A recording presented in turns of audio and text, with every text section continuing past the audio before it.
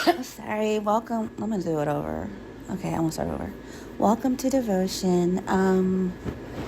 Retreat. I was questioning, does the Holy Spirit retreat or does God retreat? And let me look up that definition. Retreat.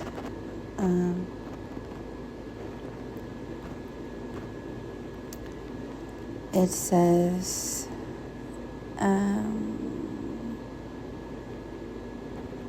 not that type of retreat, but, okay, verb.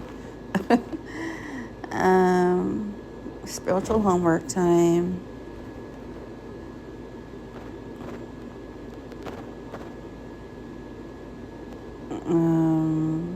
What did I just pull up? Okay. Withdraw. Okay. Well, it says after a defeat, but not necessarily. Is a retreat based on defeat only?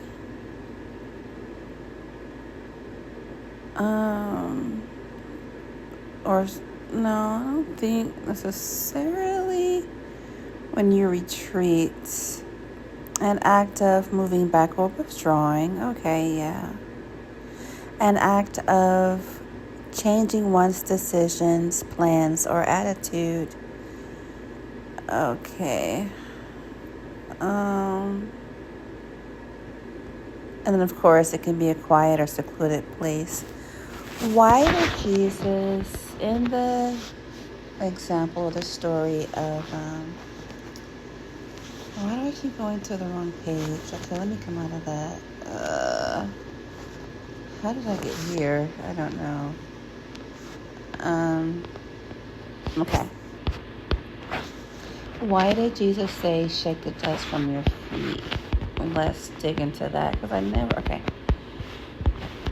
Why did Jesus say, shake the dust off your, okay.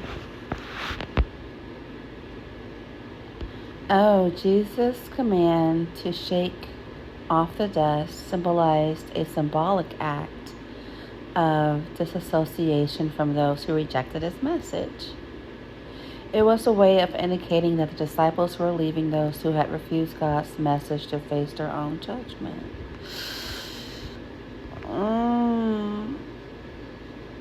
I'm conflicted because on one end it says he'll never leave you. I'll never leave you, never forsake you. Oh my Lord. So is retreating not necessarily leaving?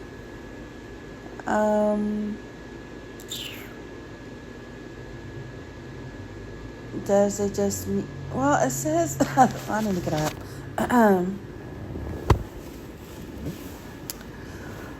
Well, I mean, you can back away from something, but it doesn't mean you've abandoned them. Is that what that is? But this says to face their own judgment.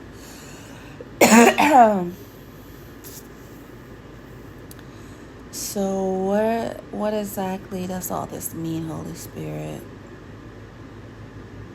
What does it mean? Like, which way? If you're facing your own judgment, I mean, yeah, there are consequences to not, I guess, for our actions. However, sorry, Spirit. Does it really mean that, I don't know, because to keep it 100, I'm considering the world, the state of our world. So if this were true, disassociation from those who rejected the message, then that would mean that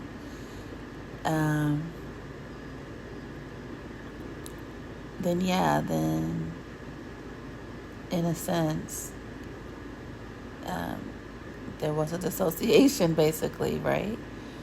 From the world if it really rejects the message, if it's not practicing, I guess, you know. But on the other end, it says, I'll never leave you, never forsake you. I think it's an Andre Crouch song. So this is why I had to do my own spiritual journey, because it just didn't come together for me. I'm kind of thinking and leaning towards stepping away doesn't mean that in your heart you did not love them. It just means you did not want, you gave them a choice. That is where I'm leaning, what I'm leaning towards, the choice to decide for yourself. Because is it love if it's forced? Is it? You know, if you're just, a robot, or you're just on autopilot, or you're just going through the motions. But love, I think, comes from a choice. Who you want to love, maybe who you want to be with. Even so with that, I don't know if I can dictate how my heart feels. For me, it's strange. I can't command, my heart to feel a certain way about anyone. It just does. Really, it has its own mind in a sense. Well, no, we're connected. I don't want to say that. But, so the choice, and I thought about this a couple of days back, but I didn't have a devotion on it. I didn't really explore it. The choice, how important it is to have a choice, because Spirit was having a choice so important that we had to see the innocent suffer. Because people had a choice to do wrong or right. If they did wrong, then people suffer. If you do right, then yeah, people are happy. We rejoice. It's a beautiful place to be. But if it goes the other direction, it's not. It truly isn't. So was it worth having a choice for there to be so much suffering? I think that's the bigger question for me. The biggest question, was it worth it? That is what kind of makes me, it does make me doubt the validity of the relationship, of the love, if you're willing to see things suffer because of it, because of the choice that you gave. Because in my mind, I'm thinking, and I don't know if it's necessarily right or wrong, but this is me unpacking my spiritual homework time. In my mind, I am thinking, the animals, they aren't they're intellect, they're very intelligent creatures. But when I observe them, they just kind of go, on a certain path. One doesn't really turn his head and just start talking to himself, not right. Wait, hold up. Time to go. No. It's not going to sit on a park bench and just, just start chit-chatting like that. Although we see,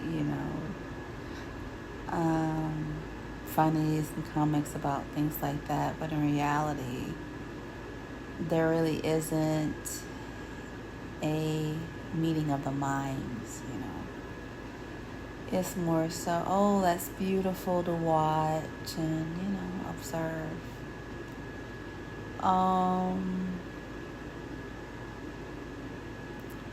which is nice. I mean, I love to watch the squirrels and the birds. And I mean, I can talk at them. I can adore them. But, and it's beautiful. But it's not the same as a meeting of the minds, sharing. And he walks with me, and he talks with me, and he tells me I am his own, and the joy we share as we tarry there, none other has ever known. So I think of companionship not so much if there isn't a meeting of the minds. I mean, I don't know. I don't know, Lord. I wasn't listening, listening, but I heard a lady talking to her dog. She was praising it, and it got in the car. I think it may have gotten into the front seat, as they were leaving. And, I've had pets, I fostered and whatnot. And so I just wonder,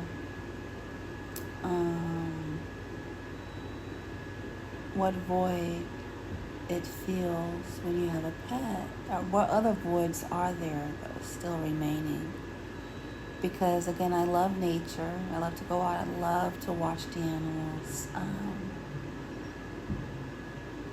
So that's a part of me, but there's also another part, intellectually, right? Where I'm not just looking down at something or praising something or, playing with something, but an understanding, a relationship. So how did I get to here, Lord? I was talking about the choice. Yeah, okay. So pets, they don't, as far as choice, they can't say, yeah, let me go try the neighbors. I mean, some do, cats wonder if they're free, or dogs, But they basically are stuck, with whoever. I'm sure some love it, but, they're still stuck. They're not out roaming, in the wilderness or in the wild, basically. And I think from even my own experiences, they begin, you fall in love with your pet, with your dog, your cat, your bird, your turtle, your fish, whatnot. They respond to you. They create a bond with you. But the choice element, do they really know their ancestors out in the wild? That is my honest truth. If they were presented, like if was presented with the option. Okay, you have me, you have some kibble, you have some walks, a leash. Or if you have, the wild, you create your own den. I mean, it's not a wolf or anything, but, I'm just saying. You have your own life, and I just observe from a distance. You make your own choices for food and for whatnot and habitat, versus come along with me and we'll be in love together. The choice. So going back to my lack of understanding, maybe lack of knowledge as to what, I get it, shake the dust. If someone's not listening, what else can you do? You just have to kind of move on. But when it says their own judgment, then what does that mean? Let me go back to that. Because then it goes a little bit deeper. Where is the net, I guess? The safety net. Because to create something and give it a choice, where's the balance though? I'm lacking understanding on that level because in my heart of hearts, I'm like, Lord, I don't think it's worth it for some to suffer the way that they do. It wasn't like a stop or a boundary put in place, even with choices. You know what I mean? You can give someone a choice and be like, well, you have 3, but not limitless. You don't have free reign to do whatever you want to do. But so yeah, that is my spiritual homework. That is what I have been unpacking for a century now.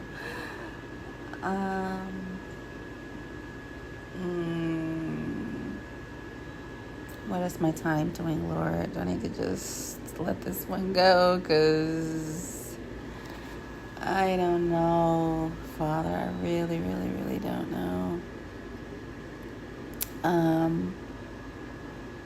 I question that still. I don't know if I'll ever not have doubts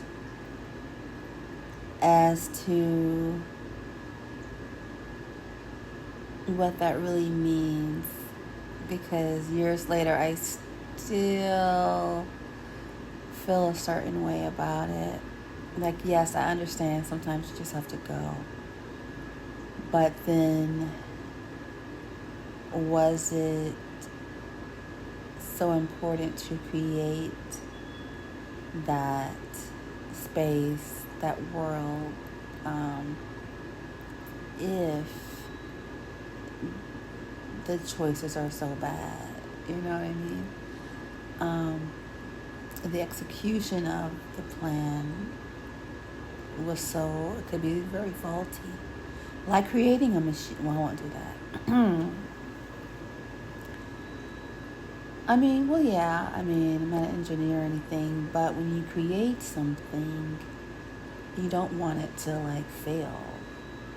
You have to go in and maybe do maintenance.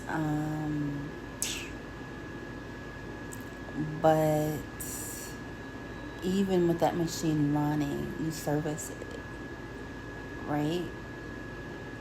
To see what parts need to be replaced. There's wear and tear. And like a car or whatever, any machine. Yeah. Ooh. I don't think the machine's gonna be forever. So, Spirit, what does that mean?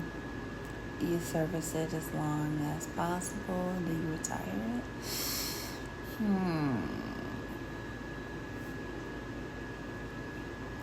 So, okay, dang. I had to go down that road. Yeah. So you didn't necessarily abandon it, you just retired it. But the own judgment part, I don't know. I think I have to move away or shift away from that and see, what does my heart say? What is the Holy Spirit telling me directly? Because there are texts and then there are interpretations, but if the two don't come together, that is when I have to go to the Holy Spirit for clarity, not necessarily dissecting the text, but asking what is really in your heart, Holy Spirit. Because at the end of the day, if I can't understand someone else's, that's not necessarily what's going to drive me into heaven or anything.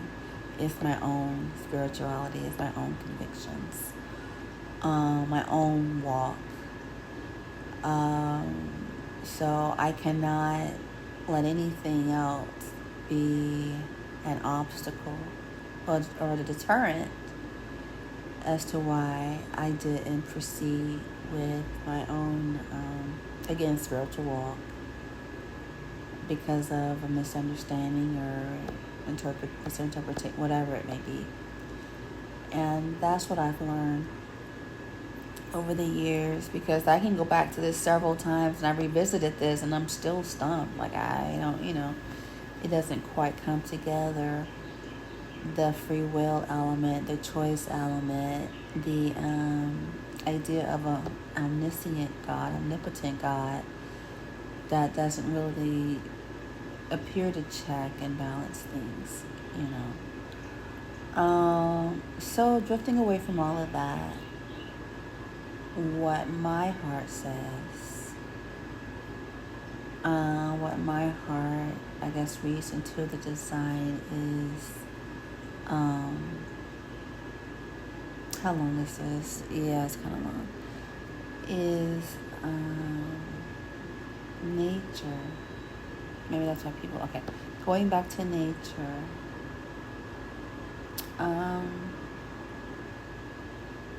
Yeah, I mean, I do see them having a choice. I see the birds, making their nest. They go out, they choose, what straw, whatever, what pieces to build with. I see them thinking, in other words. I see them processing, thought and whatnot. But are they conscious? Are they aware of us, of humans, on that level? They're existing, but they're not necessarily aware. They're not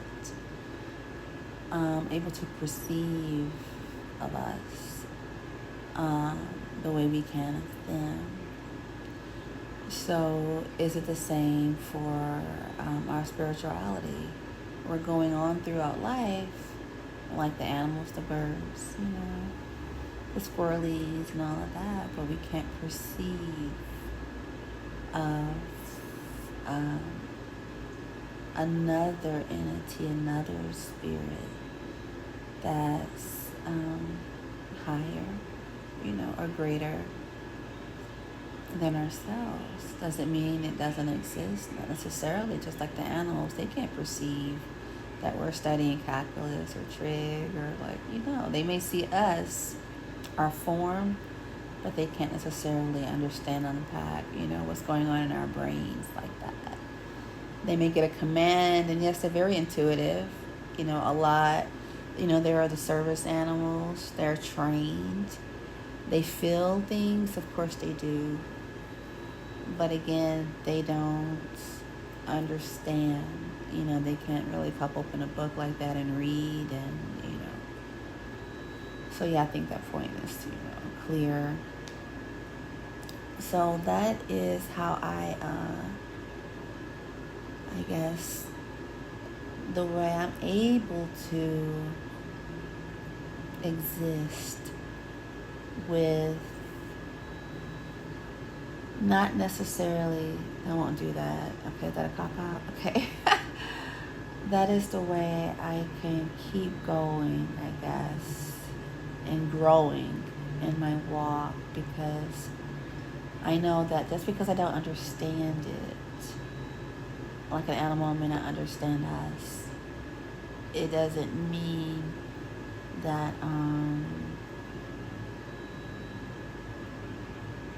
it doesn't mean well.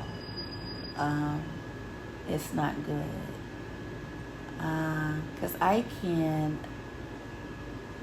walk somewhere and the squirrels or whoever, they may just stand back or whatnot. They don't know if you're good or bad, or if they're in danger or not. Let's see. I'm sorry, I got distracted. Oops. Let me see what this text says.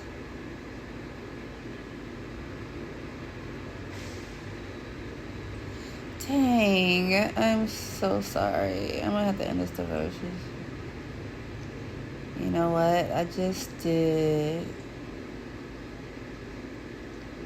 a whole devotion on this, but I couldn't save it, or I couldn't export it.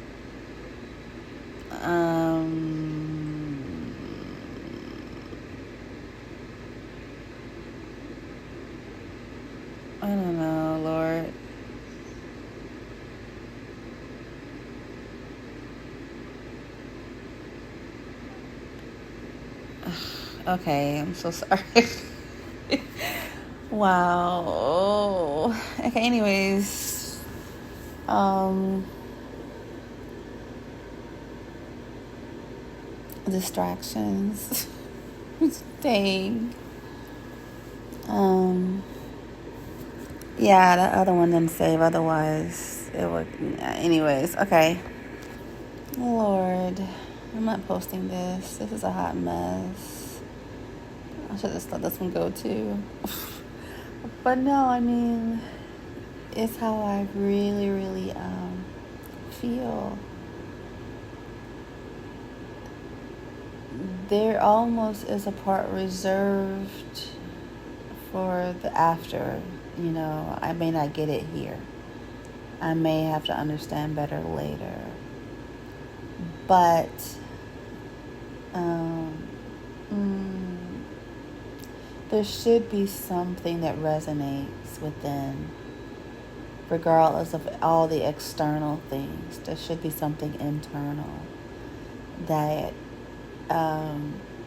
can't really shake, that you know, that you know, that you know. You don't know how you know, but you know. So it's like, I don't know how I know, but I know.